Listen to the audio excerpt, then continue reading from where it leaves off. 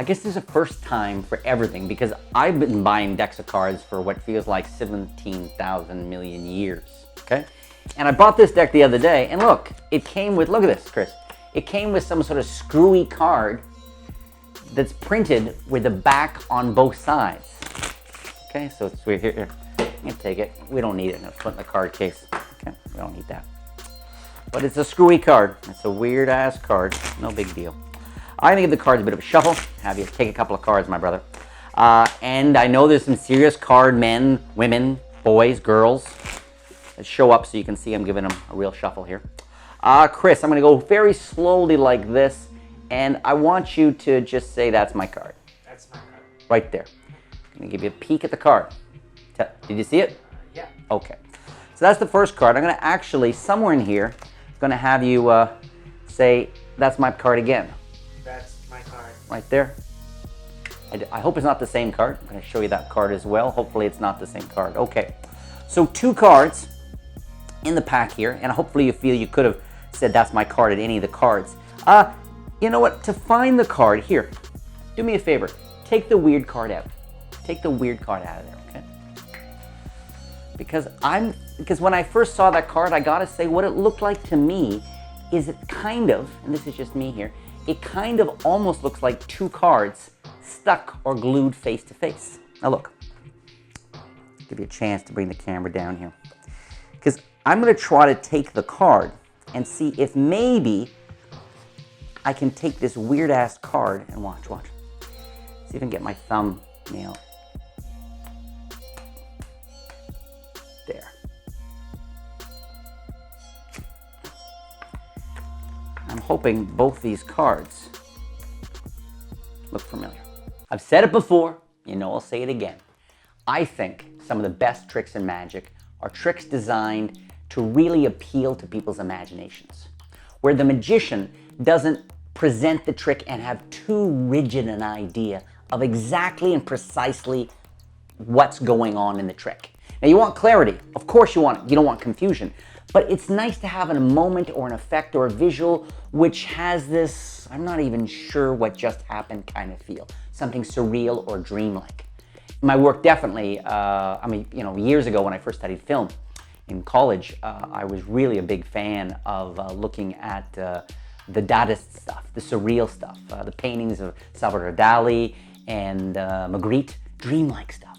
And so this is a dreamlike trick. Now I've lectured on this. This used to be part of my lecture, I don't know, back in the 90s. I went on one of my lecture tours in the US, and I include this, and every single time I tried to present this, because at my lectures I try to, I try to keep my magic as real as possible. And by real, I mean, the kind of thing that you perform for real people in the real world, not just your friends and fellow magicians at a magic club meeting. Nothing wrong with that, but it's not really my speed. Having said that, I'd perform this at a lecture, and I'd say, look, I got this is some weird card, and magicians would start chuckling, of course, because this is called a double backer card, or double backed card. If you're not that familiar, if you haven't been in magic that long, or card magic, you may not know that there's a collection of different kinds of gimmicks you can get through different online magic stores. Typically, the 2 most popular ones are double backers, which is a single card printed, this is a bicycle brand one, printed with a back on both sides. It's not 2 cards stuck together. It's actually 1 card printed with a back on both sides. You can also get it with a blue and a red back one. The other one is a double facer with faces on both sides. And these are specially printed cards. You can get them through magic shops, that kind of thing. So at a magic lecture, as soon as I would take this out and go, this weird printed card, magicians would laugh and chuckle, and it would totally affect everybody's experience of the trick. I have never taken this out of the deck, handed to a layperson and said, look at this misprinted card, and they laugh, or they chuckle, or they go, oh, is this the gimmick you use for Jack Avis's Forever Aces routine? They don't go there, okay? They look at it and they go, yeah, this is one screwed up card. So it's very important to keep in mind, and I do say this on my videos, don't get caught thinking like a magician, unless you want to perform strictly for other magicians. For a layperson, you take one of these out and you hand it to them and you go, yeah, I got this, and you're sort of annoyed. I got this with my deck of cards for the first time, and I don't know, and then you just put it in the card case and go on your way. It totally flies. They never see where you're going. They don't suspect this is a gimmick. They just think it's a misprint, screwed up card, okay? Now to perform this trick, you're either going to use one of these specially printed gimmicks you get from a magic shop, or you can take 2 cards, glue the 2 cards together as one, okay? Make sure you take the glue stick to the very edge though, because a layperson's going to try to split these cards, okay? Really glue them, and you can start by saying, you know, hey, look at this, I got this with the deck here. I think it's 2 cards and maybe the ink wasn't dry and they're stuck together. That'll fly too, okay? Generally, when performing unless you're performing for idiot friends, no one's going to try to destroy your prop, okay? Especially if you say, I think it's 2 cards stuck together, I guess the ink, and it makes sense. The ink wasn't dry. Somehow they got turned over in the deck, and they are now permanently stuck together because the ink dried like glue.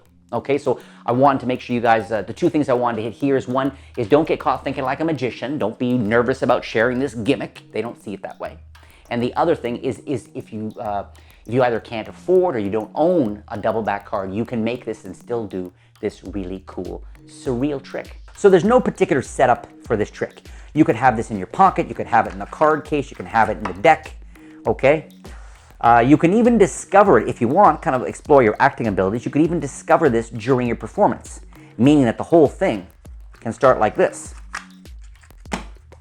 You can start by saying, hey, let me show you a card trick here. As you can see, they are all different. They're all different playing cards. What? Wait a sec. What is this? Oh, you know, I had one of these before. Every now and then I'll buy a deck of cards and I'll get a misprinted card. Look at this. And you hand it to them and they can examine it and they see it's some sort of weird misprinted card. So you can start like that where you're surprised, or you can just be doing a couple of tricks for people, and after a couple of card tricks, you can then just say, oh, well, let me show you this. And you take it out of your pocket and say, look at this. Look at this weird card. I got it the other day. Some sort of misprint from the factory. Okay, so either way, you're going to introduce this, have it examined, looked at, and then just put it away in the card case. And you'll see it's actually kind of important, because this is going to give me an opportunity for misdirection in just a moment. Okay, so that's in the card case. You get back here. Now what you need to do is have 2 cards freely selected and controlled to the bottom of the deck. All right. So whether you want to do a Hindu shuffle control, or whether you want to do culls, where the cards are put back in the deck and then you secretly cull the cards to the bottom of the deck. In this performance, what I used is the Kelly bottom placement. So what I did is this. You riffle, they call stop, pick up the deck, fingers at the front, thumb at the back, you tilt up and you show the card. Then you want it to look like you take the cards and basically put them back here, leaving the card in the middle. But what I actually do is with the tips of the right fingers, I slide the card. It's kind of, you're pulling to your right with the fingers, but you're also pivoting a little bit to your left with the thumb on the corner of the cards. This angles the card away and allows me, when I come back, I can slip the card below the deck. That's a very exaggerated exposed view. In performance, they get to call stop, and you don't. Very slowly, you take it off, you show it to them, and then apparently put it back. But you've controlled the card to the bottom of the deck. That's the Kelly bottom placement. It's a beautiful move. And why it works so well here is it's such an economical way to have 2 cards selected, the first with the 8 of spades, second is 8 of clubs, let's say. Such a clean way, without any extra moves, of getting the 2 selections where I want them, and that's on the bottom of the deck. Very straightforward, right? From there, what you're going to do is you need to reverse the bottommost selection so the 2 cards end up what's called faced under the deck. Now there's a bunch of different ways you can do this, but I'm going to show you probably the most traditional way, and that is called a half pass. And the half pass is something, when it's performed, you typically angle the cards down, okay? And I just did the move there. There's not much to see, okay? Because what I'm doing is this. Here's the exposed view. And you can see my fingers curled up on the bottom, is I break away with the 1 card on the bottom and push my first finger forward and then pull everything up, okay? You're trying to do it as tightly and as neatly as you can. And don't get caught trying to do it too quickly, okay? If you do it that quickly, you're going to make noise. And it's going to look, even with the cover, let's say I'm holding the deck with the perfect cover here, it's still going to look suspicious. I'm going too quickly, okay? It's the kind of thing you go very casually and slowly. So watch here. I'm just going to do it. And maybe I want to cover it with a 180-degree square up, okay? And here it is again, the half pass on the bottom. Just very casual. However, I wanted to have a little built-in misdirection, okay? So in this case, I have both selections on the bottom. I've got my 2 8s. I've spread out the pack and say, I hope you feel like you could have said, that's my card whenever you wanted. Then I square up the cards and I get a left pinky break between the 2 cards.